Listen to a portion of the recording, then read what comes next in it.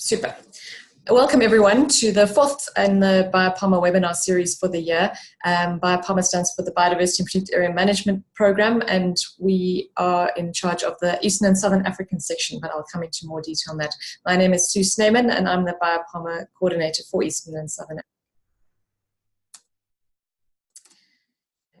Last time with the moving slides on. So just in terms of the webinar, I'll be doing a brief introduction on BIOPAMA just to set the scene for what we're doing in the region, and then I'll hand over to Candice Stevens, and then we will have time for question and answer session. Please also feel free to add questions into the chat section on your screen if you'd like to, if you think you might get your question, or if you just want to ask something, please do add that there as well. And a happy World Environment Day to everyone. I hope everyone knows that it's World Environment Day, and even though the focus is on air pollution today, in terms of the theme of the World Environment Day, I think this particular webinar is really critical to, we can't save the environment or look after the environment if we don't have financing and resourcing. So I think it's very appropriate that the webinar today is on financing and resourcing on World Environment Day. So as I said, BIOPAMA is the Biodiversity and Protected Areas Management Program, and it's an initiative of the African, Caribbean and Pacific Group of States, and it's financed by the European Union's 11th European Development Fund. It is a joint project co-implemented and coordinated by the International Union for Conservation of Nature, IUCN, because of the global expertise and in terms of protected areas and biodiversity that IUCN has, and then together with the Joint Research Centre of the European Commission, who have scientific and technical expertise and responsible for a lot of the data management and data processing and analysis. So together, these two organizations implement BIOPAMA. And the aim is to support the countries in the African, Caribbean and Pacific regions to achieve, monitor and report on their global biodiversity commitments and targets. And by collecting this data and supporting the analysis to see where the gaps are, where capacity building is required, and to help them meet these targets, as well as all national and regional targets and indicators. The overall objective of BIOPAMA, which runs until 2023, is to contribute to improving the long-term conservation and sustainable use of biodiversity and natural resources in protected areas and surrounding communities through better use and monitoring of information and capacity development on management and governance. So the key things in the objective are that it is both on conservation and sustainable use, and that it is not only in protected areas but also conserved areas, so including the new term of OECMs, other effective conservation measures, which Candice will be talking about in her presentation as well. And then using this to monitor and monitor information and, as I said, measure targets and indicators to measure progress, specifically towards ASHI Target 11, and very much focused on management effectiveness and governance and equity. Just to give you a brief overview of the countries that we cover in the Eastern and Southern African program, there are 24 countries all the way from South Africa up to Sudan, including the Horn of African countries and the Indian Ocean islands of Seychelles, Comoros, Madagascar and Mauritius. So a very broad region with a lot of diversity in terms of progress and where countries are at in terms of their protected and conserved areas. So yeah, very interesting in terms of sharing learnings across the region and promoting capacity building. Then lastly, just an overview of the program. As I said, it focuses on governance and equity and management effectiveness, but there is a lot of overlap between these two. So there's this other, so landscape conservation, transfrontier conservation areas that cover a lot of both those areas. And so the focus of the program is three elements. There's the regional observatories and information systems. In our region, we have called it the Regional Resource Hub, which I'll come into a bit more detail on that now, but that is where all the data will be stored and hosted. Then there's capacity building related to that. So related to how do you collect the data, how do you analyze it, and then very importantly, how do you use it for better decision making. And so you'll see the BIOPAMA slogan of from knowledge to action. So how do we take all this data and knowledge and turn it into action on the ground? And then the action component is our granting mechanism, which will be launched at the end of this month. On the call, we have Jean-Paul Ntungane, who joined our BIOPAMA program on Monday, and he is the Action Component Project Officer and will be responsible for managing that granting system that we're very excited to get off the ground very soon. So just an overview quickly of the Regional Resource Hub, because it is sort of the basis of the program, is there is the Global BIOPAMA Reference Information System, which is hosted by the Joint Research Centre in ISPRA in Italy. And if you've been on our previous webinars, we've done 3 that focus specifically on this reference information system, how to use it, how to get analyses out of it. Then we have our regional resource hub for Eastern and Southern Africa, which is hosted by the Regional Center for Mapping of Resources for Development in Nairobi, Kenya. And then within each of the regional economic communities, we'll have a regional reference information system. So that will focus on regional data and regional information. So there's one for the East African community, one for the Intergovernmental Authority on Development, which covers the Horn of Africa, then the Indian Ocean Commission for the Indian Ocean Islands, and then the Southern African Development Community for the Southern African countries. Already in SADC, we are supporting the SADC Transfrontier Conservation Area portal and the development of that, particularly in terms of transfrontier conservation. And then underneath all of those are relevant national portals or websites. So the idea is not to reinvent the wheel, but it is to link to other portals, other websites. And so essentially you would go to this regional resource hub as a one-stop shop where you could access all other information related to conservation, management, effectiveness, governance, and equity in the region. So that's just a very brief overview of BIOPAMA, and happy to chat to anyone more about it. But now focusing specifically on this webinar, which is on financing and resourcing of protected areas, which, as I think a number of you were at our regional inception workshop, it was a key issue for countries, and as Candice will show you, a key issue across the globe. So our speaker today is Candice Stevens. She's an innovative conservation finance unit lead and she's a tax specialist and also a biodiversity finance expert.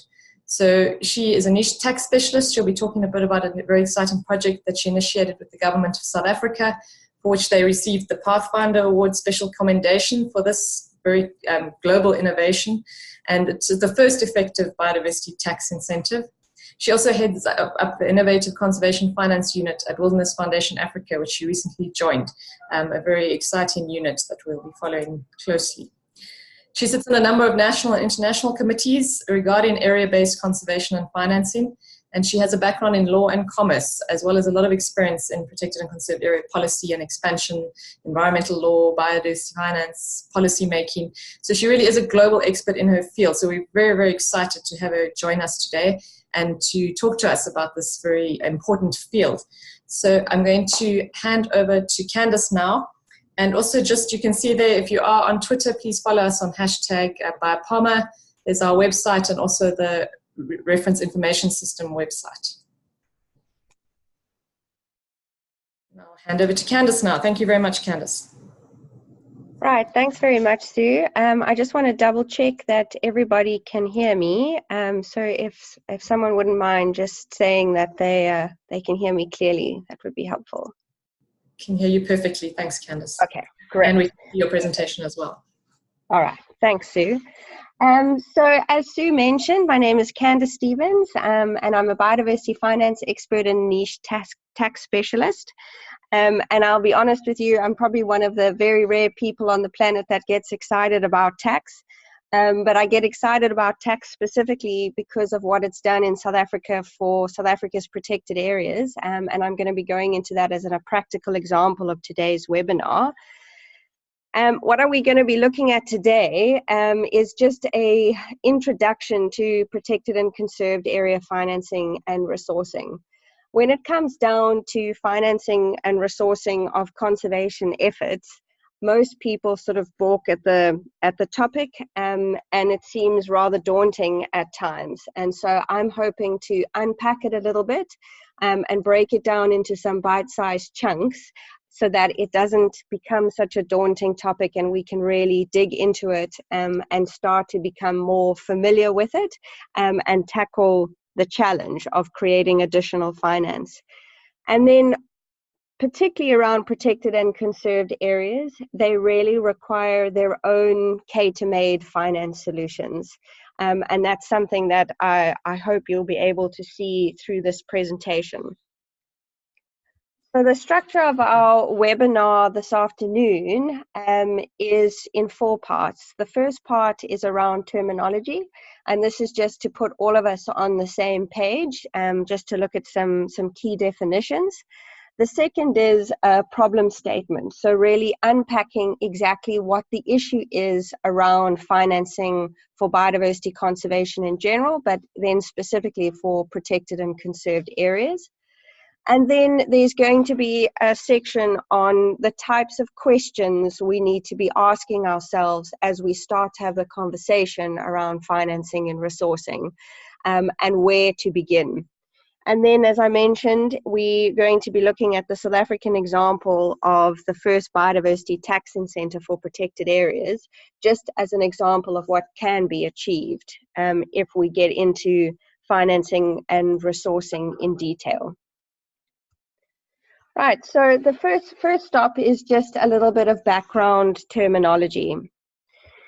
And this starts with protected areas and OECMs, or other effective area-based conservation measures. And I'm probably preaching to the converted on this webinar, but it's good just to understand what framework we're dealing with. So in terms of the CBD and IUCN definitions, a protected area means a geographically defined area which is designated or regulated and managed to achieve specific conservation objectives. A conserved area, or OECM as it's termed globally, is a geographically defined area other than a protected area, which is governed and managed in ways that achieve sustained long-term outcomes for biodiversity conservation. And so in both instances, whether we're looking at a protected area or a conserved area or OECM, these are areas which have high biodiversity value, which is intrinsic to Target 11. They're geographically defined and are very clearly managed to achieve specific conservation objectives.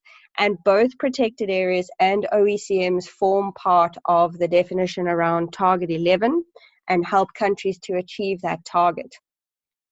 And so we sit with a very clear framework globally, which is then adopted into national context. And in most countries, you'll find quite clear definitions around what their national understanding is of protected areas. And we're starting to see that happen with conserved areas as well. And the reason that I emphasize this is because protected and conserved areas, because they're defined in this way, provide us with a framework which can be used for financing and resourcing.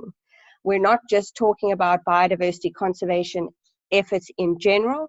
We're talking about specifically defined areas that are designated, that are managed, that have clear legislative and policy frameworks around them, or international frameworks around them. And this makes it a lot easier to answer specific questions around financing and resourcing when it comes to risk and securing investments. And so I'd just like everybody listening to bear that in mind when we're talking about financing and resourcing for PAs and CAs. Then the second important set of definitions is around what financing and resourcing actually is. And I want to break it apart into separating our financing from resourcing. I often find that by doing this, it enables us to understand how to have two separate conversations that are interrelated.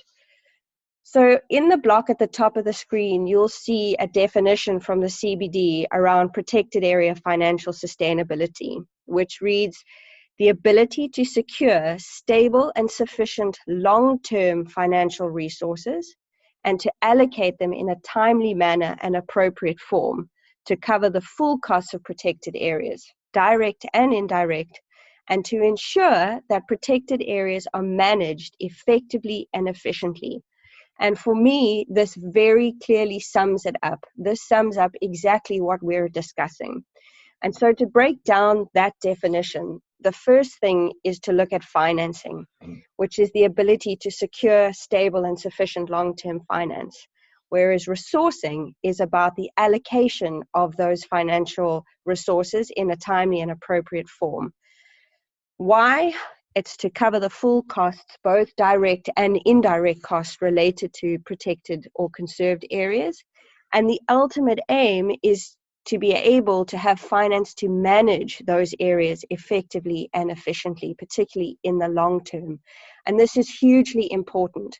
Protected and conserved areas provide us with the primary focus of in situ biodiversity conservation, but they have to be managed effectively in order for them to achieve the reason why they were established in the first place.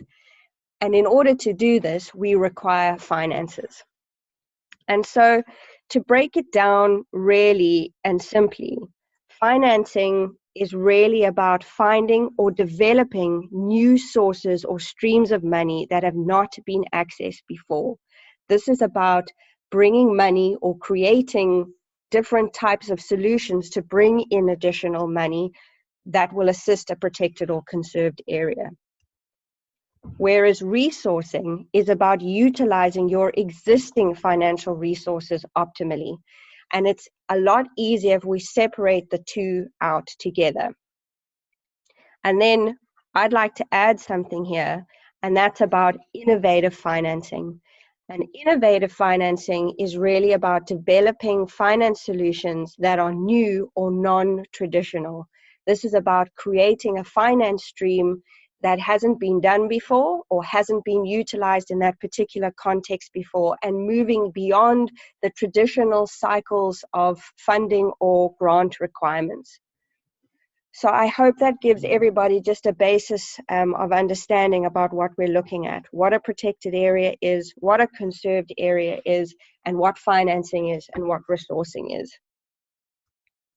So moving on from terminology, I'm going to unpack the problem that we face and look at some facts and figures around this, just to help us to understand exactly what it is that we're dealing with. So this is a very useful slide in my opinion. It comes from the UND Biodiversity Finance Initiative. If you're not familiar with the BioFin initiative run by UNDP, I would really encourage you to go onto their website. They have extensive resources on biodiversity finance and a lot of very useful tools and skills and webinars as well. And this comes from the UNDP workbook. What you're looking at here in that big blue dot on the screen is what biodiversity gives us. That's a very conservative estimate of the economic value of our biodiversity and our renewable natural assets, which is something like 24 trillion US dollars, which is an enormous amount of value. The second small little dot that you're looking at there is what we need to be spending globally to secure and effectively manage our biodiversity, which is also, you'll see it's quite a large range with 150 to 440 billion US dollars, which is a huge amount of money. But as you can see, it's extremely small in comparison to what the environment is actually providing us from an economic point of view. However, the key point here is that tiny little orange dot, which is what we are currently spending on biodiversity funding, which is at about 52 billion US dollars. So it's incredibly small in comparison to what we actually need to be spending. And this creates what's globally referred to as the biodiversity finance gap or BioFin gap. We need a hell of a lot more money to effectively conserve biodiversity. If you bring that down into a country context, using South Africa as an example, South Africa's BioFin gap stands at approximately 64%. We need 64% more financial resources to effectively implement South Africa's NBSAP. So as you can see from this, we are sitting with a big financial gap when it comes down to conserving biodiversity effectively. And this is not unique to protected areas. There is a key monetary shortfall when it comes to financing and resourcing protected and conserved areas. Why? And I think anybody who's worked in the protected area field will know this.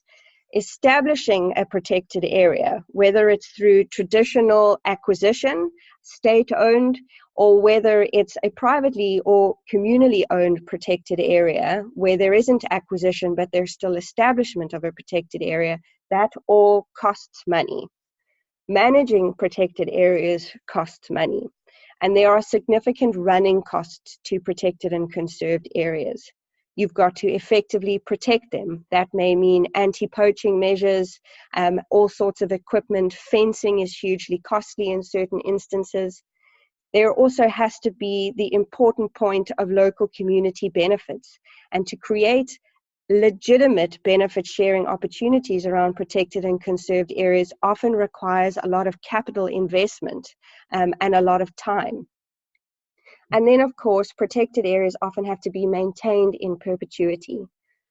So from establishment to management to benefit sharing around protected and conserved areas, all of these things have financial implications. They all cost money.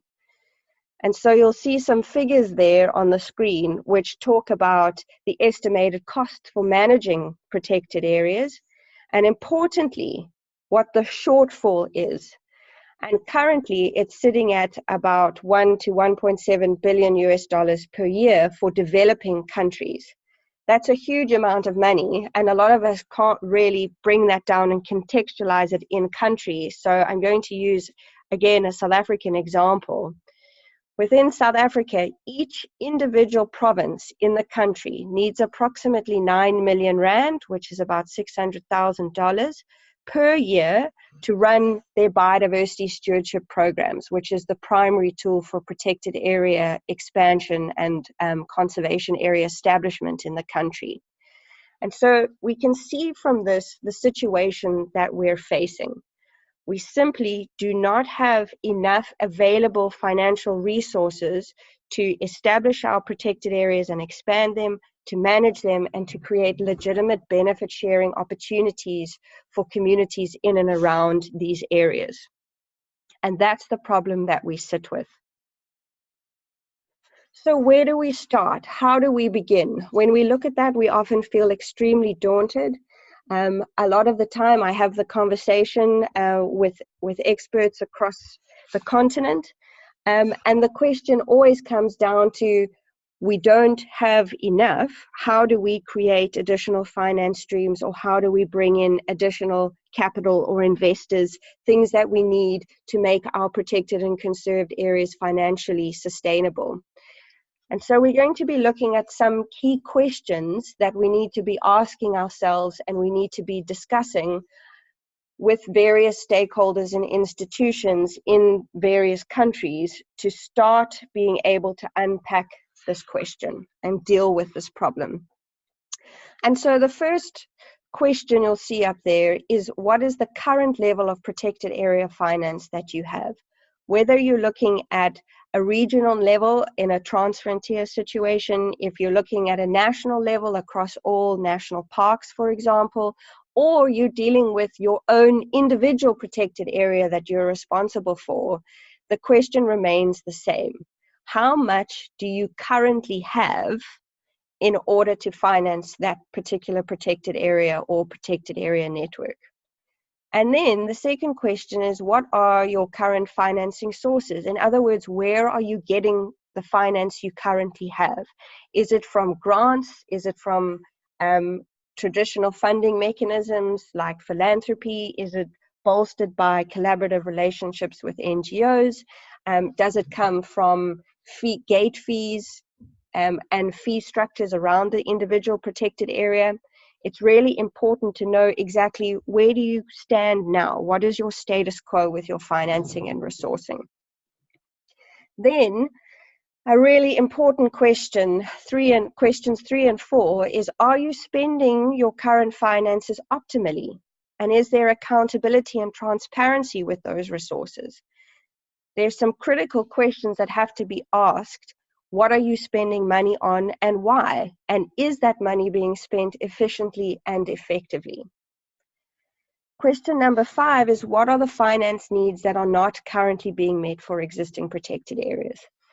A lot of the time, this is where protected area and conserved area managers get stuck. They know they don't have sufficient finance. However, to actually quantify that, or to break that down to determine what isn't actually being financed. There might be finance, for example, to have an anti-poaching team of 5 people, but in order to effectively manage that protected area, you may need an anti-poaching team of 25 people. So you would look at, we have finance for 5, we need finance for 20. You can already start to mark that down as a finance need for your existing protected area.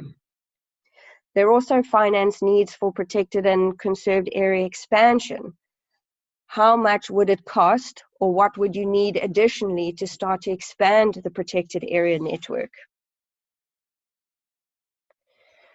So moving on from those questions, we look at, again, the UNDP BioFin workbook. And there's 4 steps that can be followed to start to unpack what your current finance situation is, what you need to be doing to determine how much additional finance you need, and then to start looking at what are the actual finance solutions that we can create. A lot of the time, the question gets asked, how do we create a finance solution? Or we hear about something exciting happening in another country and we think that would be incredibly exciting. That sounds brilliant. How do we bring it into our own country? But we need to take a step back before we look at an exciting finance solution to actually work out where we currently stand and what we need and what our context is. And that's what these 4 steps are. The first is to establish who the key role players are and what policy and legislative frameworks exist. And this takes us back to the section on terminology around protected and conserved areas. Is your local country context, are there policy and legislative frameworks that exist? Protected and conserved areas that have governance, that have policy and legislative frameworks, are often easier to attract investing and capital and finance, and they're also easier to create financial solutions around. And so it's very important to understand the current policy and legislative frameworks, not just for protected and conserved areas, but around things like tax, around different financial legislation, environmental legislation in general. And this gives us a very good understanding of what it is that we're actually dealing with. It determines our playing field before we even get into the position of developing finance solutions. And importantly, in that point 1 is also role players. Some practical advice from my experience in South Africa is that the finance solutions that we've got up and running that have been successful have been done not by one individual or one organization, but by collaborative stakeholders coming together to create that finance solution. Finance solutions require different expertise and widespread collaboration across public, private, and civil society sectors. And so it's important to identify those role players up front. The second step there is to calculate how much you're spending on protected and conserved areas already. A good example of this is the UNDP BioFin Biodiversity Expenditure Review. That's looking at things like NBSAPs and looking at a national context and everything that's happening around biodiversity conservation. But the principle is the same, to be able to break down exactly how much is currently being spent on that particular area or that particular network of areas. And there are different tools and different models that are available globally that can be used in order to do this. And this is really important to do because of step 3. In order to determine how much you actually need to effectively establish and manage protected and conserved areas, you need to know how much you're already spending so that you can work out that gap and you have an indicator or a measurable of where you need to get to. Then the last point is to develop a strategy to begin financing and resourcing with key solutions and implementation plans. So often, people will look to start at step number 4, whereas steps 1, 2, and 3 are what set the stage and determine the roadmap for what step 4 actually looks like. So in light of those key questions and those 4 steps, there's some very important considerations. And I've put these here, and I cannot emphasize them enough. Firstly, protected and conserved areas require tailor-made solutions.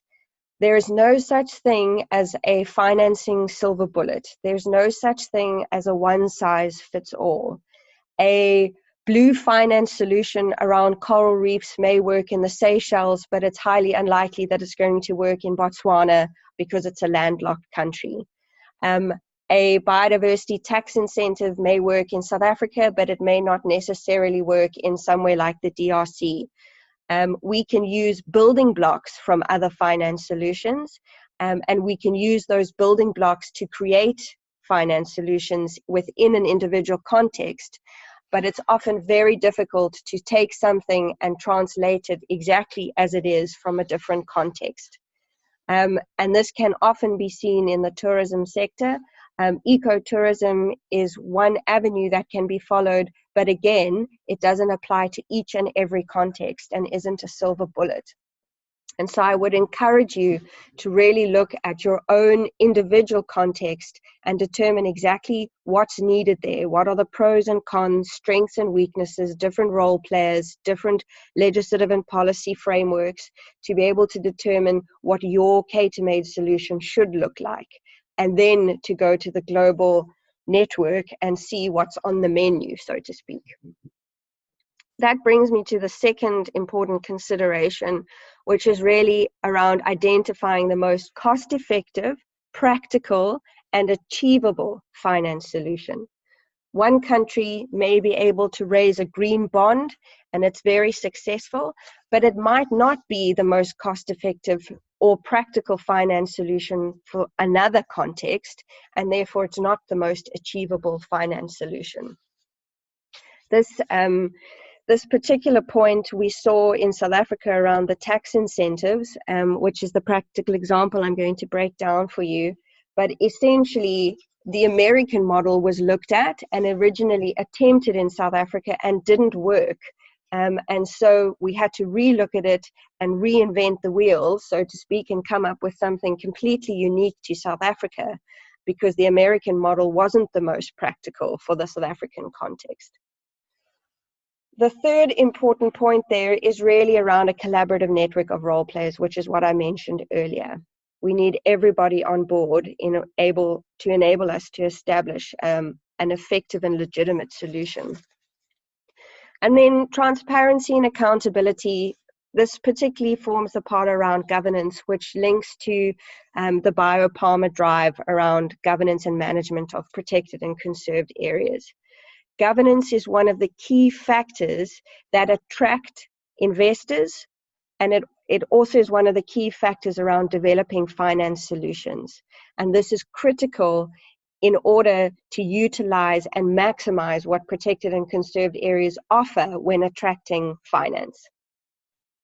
And then just another thing to bear in mind, the wildlife economy is really gaining attraction with investors. There's been some very interesting iterations from Credit Suisse and others around what the wildlife economy poses to investors. And so if we can showcase protected and conserved areas with strong governance as a wildlife economy opportunity, there's greater possibility of attracting investors.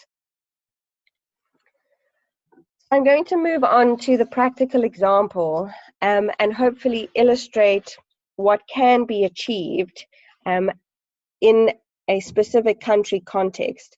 And this really speaks to that green arrow brought up in the terminology section around innovative financing. This was something that was created from scratch and is outside of the traditional norm.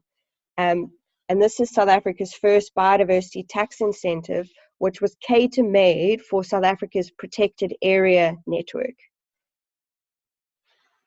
So what you'll see on your screen there is really the context in South Africa, which brings us back to the point around terminology of protected and conserved areas, or OECMs, and brings us back to the point of understanding your policy and legislative framework around protected and conserved areas.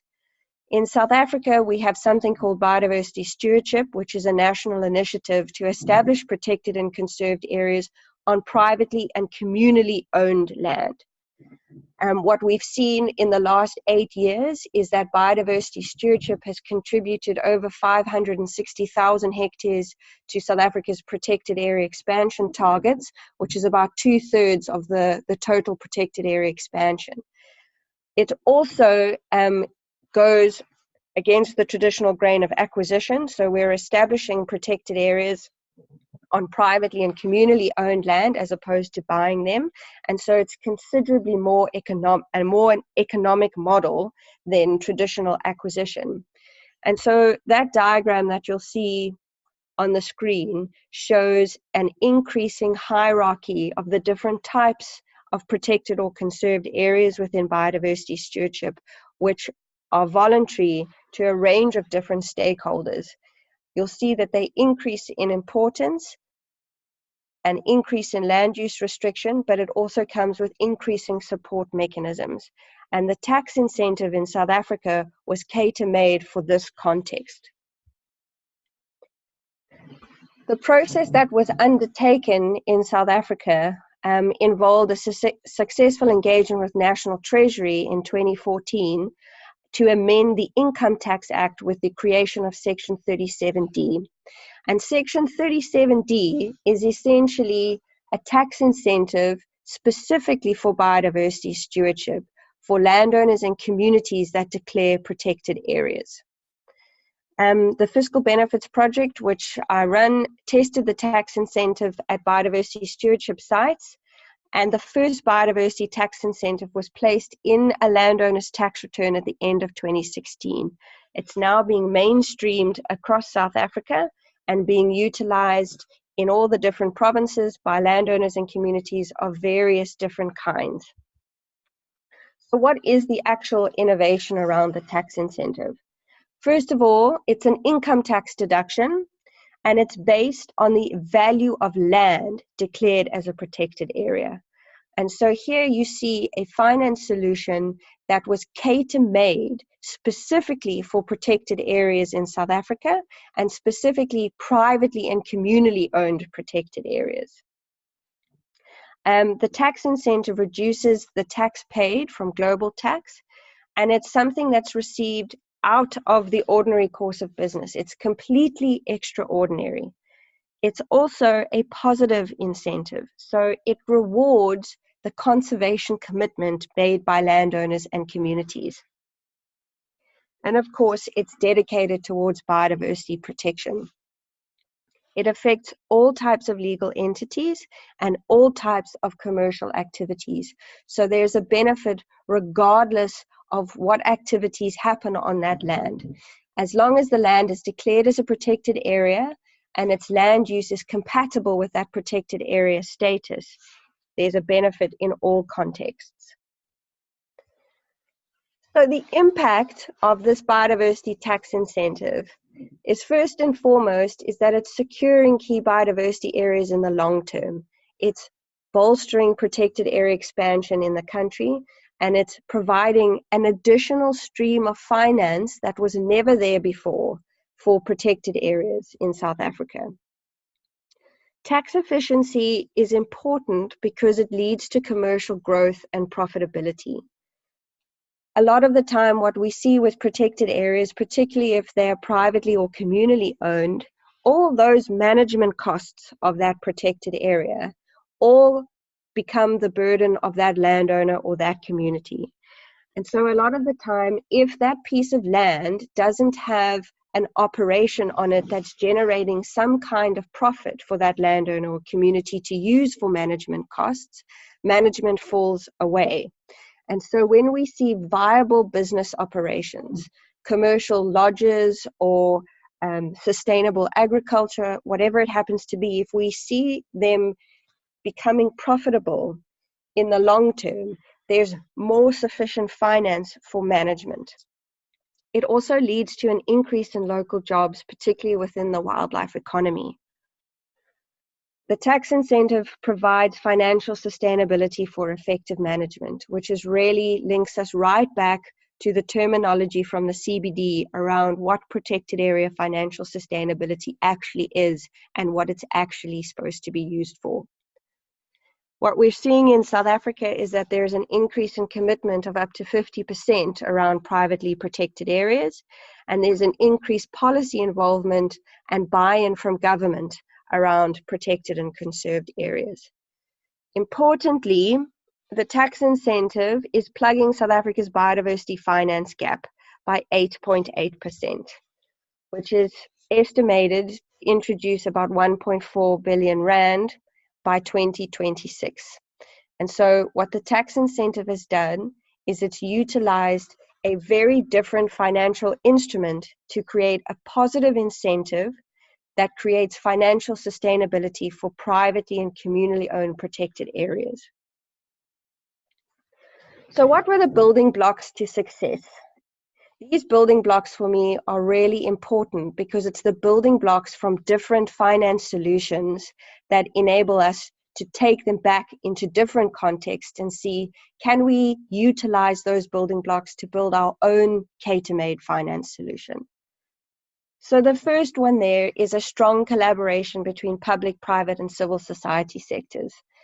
This would not have been possible without the community of practice, without grassroots engagement, without National Treasury, without the Department of Environmental Affairs. All the different role players in the situation came together, which showcases the section on how to begin financing and resourcing with point number 1 is to look at who are your role players, who are your collaborators, how do you build a strong network to be able to start answering the question around financing. Then in this instance, there were niche tax skills. Tax can be highly technical, and for this particular finance solution, that was needed. And so whatever finance solutions seem to be most appealing or most applicable for your individual context, there may be specific skill sets that are needed. Then there was a cohesive community of practice, as well as grassroots engagement. We were able to actually practically test the incentive on the ground to determine what the actual financial needs were, what the practical considerations were, so that we could create a solution that had a tangible benefit at the end of the day. And then there was the strong legislative and policy framework around protected areas. And this was a key question raised by South Africa's National Treasury, who agreed to institute the tax incentive because of the checks and balances and the governance around protected areas and the legislative and policy framework in South Africa, which brings us again back to the points around governance.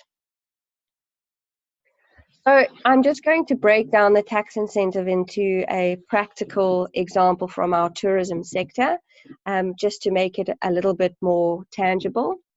In this practical example, we have a private commercial tourism operation, a Big 5 lodge, declared on a nature reserve within a protected area.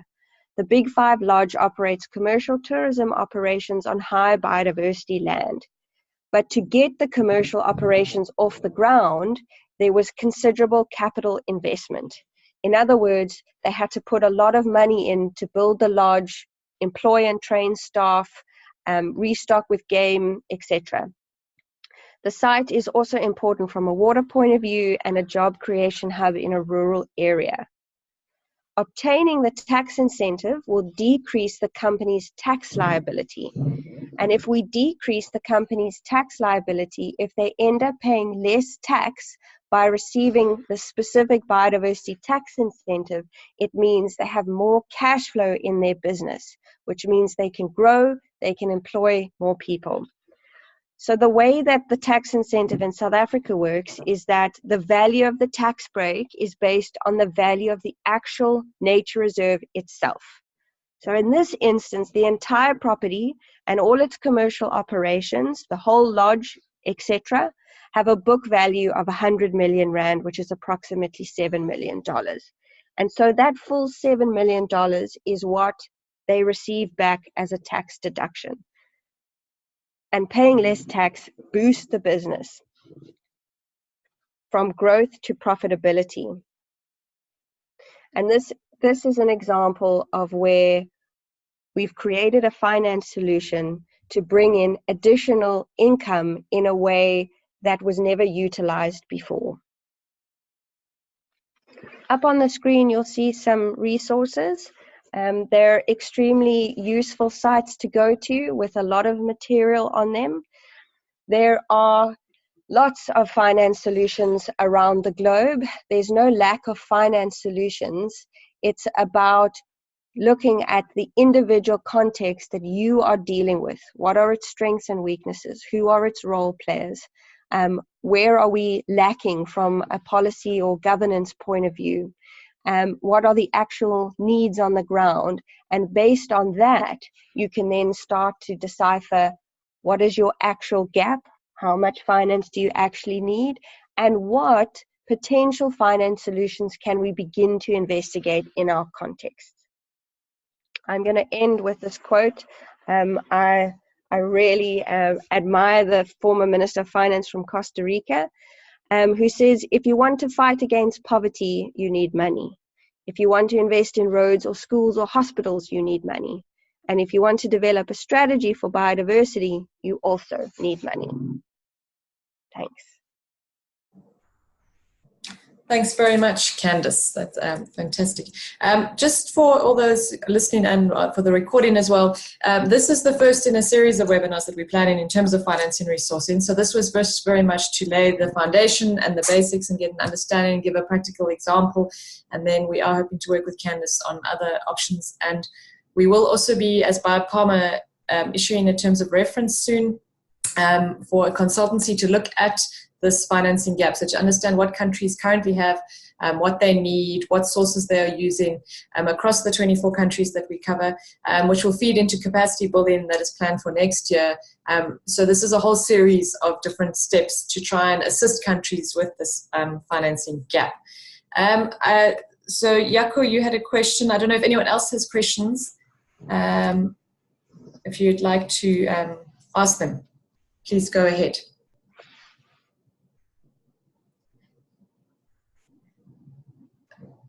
In terms of Jaco's question, Candice, was just that the figures you put in the beginning were global spending, and you asked if it had been downsized to Africa.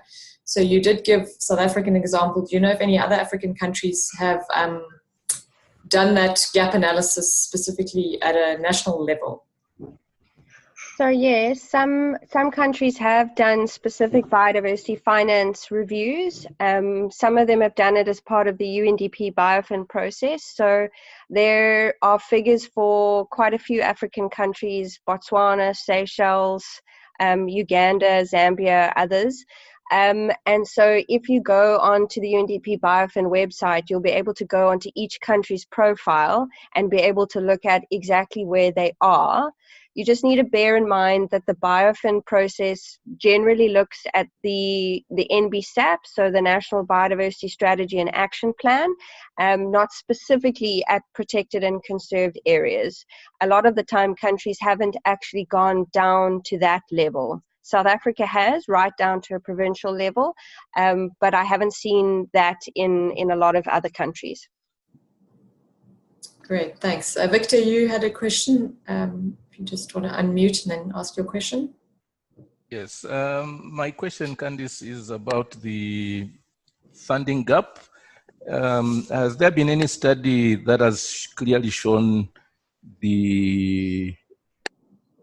to the PAs in terms of their categories, so that we can know which ones are maybe affected significantly in terms of forestry protected areas, these wildlife protected areas, and then the marine protected areas? I know that the figure you have given is more a broad figure for all the categories, but is there literature that shows which ones are worse off? Because then also that affects how we are trying to make strategies for climate change mitigation and other interventions. Hi, Victor. Thanks for your question. So again, some countries haven't gone to that level of detail. They haven't gone to the level of detail where they've worked out exactly how much finance they need for their protected area networks, let alone looking at the different types or categories of protected areas. So there are 3 tools currently out there.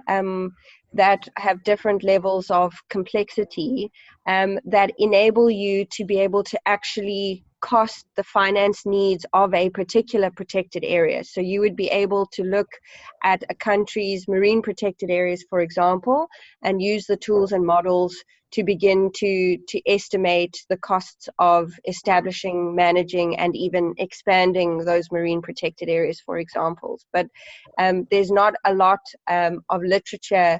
If anybody knows of additional sources, etc., I'd be very happy to see them. But there seems to be a general consensus that protected and conserved areas often fall by the wayside when it comes down to financing and resourcing investigations, discussions, and the creation of solutions. There's quite a lot more around climate with things like REDD+, etc., but not a lot specifically on landscape level conservation. Thanks, Candice. Thanks, Victor. Any other? Please go ahead, Victor. Yes, Candice, the other question is, from your experience in South Africa on creating biodiversity tax, would you, using South Africa as an example, I know this is early stages of the work, and maybe from your work on tax measures, would you say Southern Africa or just Africa in general is ready to have that as an innovative tool? The second one might be going to Sue. One of the, to me, when you started the conversation, one of the fundamental points that I picked, and I've always struggled this with colleagues, is optimal utilization of resources. As much as we are looking at these funding gaps, the challenge we've been having is I don't think we are optimally using the resources. But how then do we change the scenario? Maybe Sue is working with these member states of BIOPAMA. What is the kind of feeling you're getting from them, whether we can re-optimize resource use than just crying that we've got a funding gap? So Victor, on your first question regarding tax, so the answer to that question is yes. I was recently in Mozambique with 11 different African countries, specifically talking and training on that topic. So the way that the tax incentive is structured in South Africa, you wouldn't necessarily use it exactly as it is. South Africa's got its own legislative framework around protected areas, but it's also got its own structures around income tax and the South African Revenue Service, etc. But those building blocks are translatable and can be scaled up globally. So for instance, in Kenya, for example, the Wildlife Conservancies Agency is looking at addressing the issue around indirect tax, which is VAT and stamp duty on wildlife conservancies, which is a tax approach to dealing with an issue, but it's not a positive income tax deduction in the same way that the South African one is. So the principles to deal with fiscal incentives like tax are the same. What type of tax you use to address an issue will vary from country to country. And so there are quite a few countries that are poised to be able to unpack this.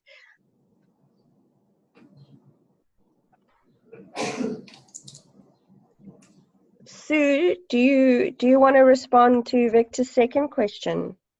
Yes, thanks, I will do. Yeah, Victor, there hasn't been a lot of discussion from countries and partner states that we're working with, but certainly I know we have discussed it a bit, and I think, yeah, I mean, what's clear is that people don't understand what the gap is and what they need, and so to optimally use what they have, I think they're all linked. So for me, as BIOPAMA, our idea is to try and get this baseline understanding. So this year we're focusing on assessment tools and who is assessing effectiveness and efficiency, and then gathering that data then to understand the financing, and then hopefully, okay, now we have this, then how do we optimally use what we have? So yeah, happy to discuss more. And I think, yeah, the Nature Conservancy, you're doing a lot of great work in terms of that. So yeah, would very much like to partner on that. And Victor, would you like to comment anything more before I hand over to Yaku for his question? No, that is fine with me, so. Thanks Victor. Yaku, would you like to ask your question? Yeah, thanks, Sue. Thanks, Candice. Thanks for the for the presentation. I'm interested in, you used a practical example, but I would be interested in what is the monetary values that gets involved in the tax incentives. I think one of your slides, and excuse if I used the wrong numbers, it said something like 8% of the gap will be plugged with these tax incentives of the 60-something% that's needed in South Africa.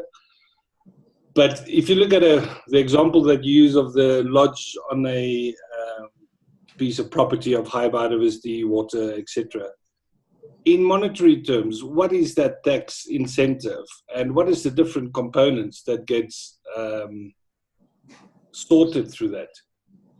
And the question comes, maybe just a quick background. In 2002, we started working on some tax issues for stewardship sites within Cape Nature in the Western Cape. But that was very much focused on land tax. So I'm quite interesting to hear how this has evolved nearly 20 years later in terms of the biodiversity incentives tax. Thank you. Hi, Yaki. Thanks for your question. So just a little bit of background as well on the tax incentives. So there are municipal property rates and taxes, which is different to income tax for biodiversity stewardship. With the income tax, it allows you to deduct the full value of your land that's declared as a nature reserve. So the monetary value of the tax incentive is the actual value of land that's declared, which is what makes it extraordinary, because nowhere in the course of income tax in South Africa are you enabled to do that. And so the values differ quite drastically depending on where the protected area is, what size the protected area is, what commercial or non-commercial operations take place on the nature reserve, etc. And so in some instances, I've processed tax returns that are up to 100 million Rand, which is $7 million. For one tax incentive, and in other instances it's right down to 7,000 Rand, which is very low. So there's a broad spectrum of value depending on the actual site and the context of that particular site. And so what's happened since the introduction of the tax incentive in 2015 is that there's been increased uptake across the country. So all national parks and all nature reserves are eligible for the tax incentive. And so year after year, we're seeing an increase in access to those tax incentives, which culminates in plugging the biodiversity finance gap by 8.8%, which is quite a prudent estimate. And would that include concession holders or commercial practices on, for instance, national parks, their own taxes? So it really depends on the way in which the protected area declaration takes place. So for example, on the western boundary of Kruger National Park, you could have a property that's declared as a contract national park, in other words, a national park that's privately owned. And there are a number of commercial lodges on the property and infrastructure that's compatible with the protected area status because it's in the savanna biome. In other instances, you will have a commercial crop farmer who will declare a small portion of his property as a nature reserve. Let's say it's specific types of fynbos in the Western Cape. And so you wouldn't declare his entire farm as a nature reserve because most of it would be a monoculture, but the portions of last remaining fynbos that have to be secured because of critically endangered species, for example, those would be declared as a nature reserve, and he would be entitled to deduct those portions that are declared, not the full value of the farm. So it really, again, depends on the context and what's compatible with the protected area status and the land use restrictions or not. Got it. Thank you. Sure. Thanks, Candice. Thanks, Jaco. Any other questions? Jean-Paul, you've raised your hand.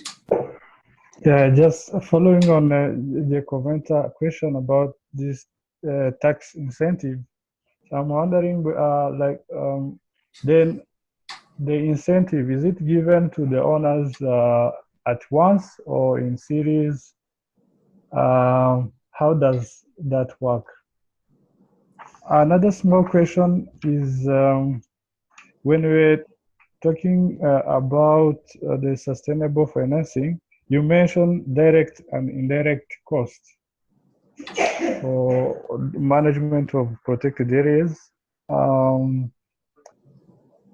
I would like to understand what is this direct, and could you please differentiate between direct and indirect costs? Sure. Thanks for the questions. So on the first point, the tax incentive is apportioned annually. So for example, in the instance where there was a nature reserve in South Africa that received a really substantial tax incentive, 100 million rand, that's apportioned at 4% per annum over 25 years. And so the landowner won't receive the full 100 million in year one. They'll receive 4% of that each year. And the reason that this was done by National Treasury when we wrote the tax incentive to mitigate loss to the fiscus. And so there's less of an impact to the fiscus if it's staggered over 25 years. It also means that that landowner then each year is required in terms of protected area legislation in South Africa to be audited annually in terms of their annual plan of operation and their detailed management plan. And so the tax incentive also comes with a tax penalty. Not only does the landowner receive the tax incentive every year, but if they go rogue and decide to turn that protected area into an illegal sand mine, for example, they'll have to pay a very substantial tax penalty as a result. So I hope that answers your question. Then on the second question for direct and indirect costs, any business will have direct and indirect costs. And so it's the same for protected area management. And sometimes those direct costs are easy to see. There are things like salaries for rangers, for example. And in other instances, they might be something completely different in terms of clearing alien invasives or repairing fences, those types of things. So I think a lot of the time people look at protected area costs and they look at the things that happen on a day-to-day basis that they are aware of regularly, whereas an indirect cost might be something like an interest payment that you're paying for whatever reason, paying large amounts of interest that you don't need to be paying. There are, and this really comes down to the resourcing question that Victor raised, in that a protected area may be receiving entrance fees. Every person that comes to visit the protected area pays an entrance fee, but where does that entrance fee actually go? Is it actually being utilized properly? Is there an indirect cost in that 60% of the entrance fee is actually going to a national government department, and it doesn't come back into the protected area? Those types of questions. Thank you. Thanks, Candice. Thanks, Jean-Paul. Any other questions before we wrap up? Yeah, sorry, this is Brina from BirdLife. I'm on here as BirdLife Forests. I have a question about sort of the breakdown of the public versus private. And I guess I'm not familiar with the South African sort of parks model. And so it sounds like my understanding of what you've described is that this incentive is largely for private protected area holders. Is there any part of it that funds sort of national or government run protected areas? Is there any money that goes back to the government in some way? Okay, so thanks for your question. So yes, we do need to separate out with protected areas. Protected areas can either be state, private, or communally owned, state, private, and communally managed in different instances. So depending on what entity owns the land and depending on who actually is responsible for management, and the management costs of the land will have the financing need. So in South Africa, state-owned protected areas are then the responsibility of the state to acquire, expand, and to manage. And they're largely funded out of the national fiscus, out of specific national or provincial budgets. And then the privately and communally owned and managed protected areas have exactly the same status, and they have the same requirements. The difference is that the cost lies with that private landowner or community, which is why the tax incentive is so important in that instance, because it is creating financial sustainability to leverage private sector investment. So the tax incentive doesn't benefit state-owned entities unless they're a parastatal, but that's another question. So they wouldn't benefit sand parks, for example, in managing South Africa's national parks. They don't benefit directly because they don't receive the tax incentive. But how it does benefit is that biodiversity stewardship in South Africa is up to 400% cheaper to declare a protected area than it is through the traditional state-owned acquisition model. And so the more we use biodiversity stewardship to secure our protected areas, the greater saving there is to the national fiscus, which then allows those national and provincial budgets to be bigger and to be able to expand protected areas. So it's a roundabout indirect benefit, if that helps to explain it. Thanks.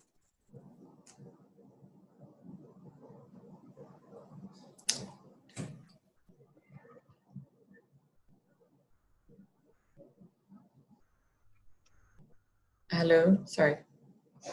Hi, Sue, I can hear you. Oh, can you? Sorry, I don't know. I went a bit distorted there. Sorry, I think that's, yeah, my computer does that sometimes. Sorry. Oh, yeah, okay. So that was great. I don't know if you heard me, but that was great. Thank you. That was helpful. Okay, super. Thanks. I mean, I think the key thing as well from that I'm taking out is obviously government has to want to also expand the protected area and conserved area network, which you know is also not always the case, certainly in countries that are specifically, focused on development and mining and all the other threats that we have. I don't know if there are any other questions before we wrap up, or Candice, if you'd like to just say any last words, or if you feel you've covered everything.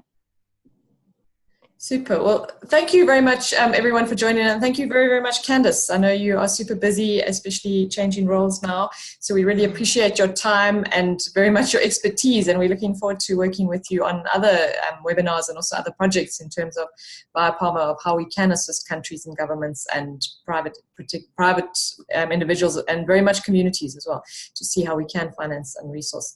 So thank you, everyone, and have a wonderful rest of the day.